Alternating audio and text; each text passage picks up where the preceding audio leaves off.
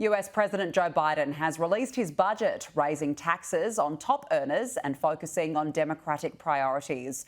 He believes there is a chance of passing Congress, but Republicans are saying it's dead on arrival.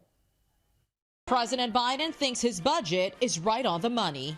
In Philadelphia, to an audience of union workers, the president rolled out his plan to shave $3 trillion off the deficit. My budget reflects what we can do to lift the burden on hardworking Americans. He's proposing tax increases on the wealthy, like a so-called billionaire's tax and a higher corporate tax rate. Plus, Americans making more than $400,000 will pay more to keep Medicare solvent for another 25 years.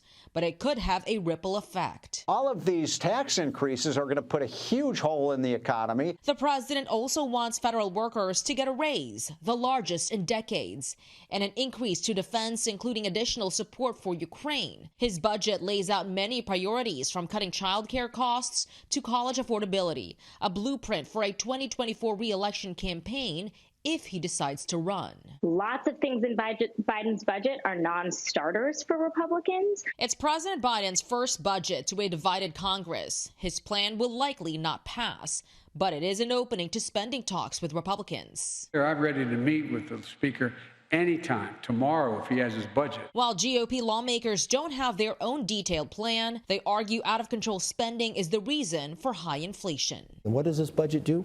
Raise more taxes, spends more money, creates probably the biggest government we've ever seen. Republicans and Democrats are trying to negotiate raising the debt limit.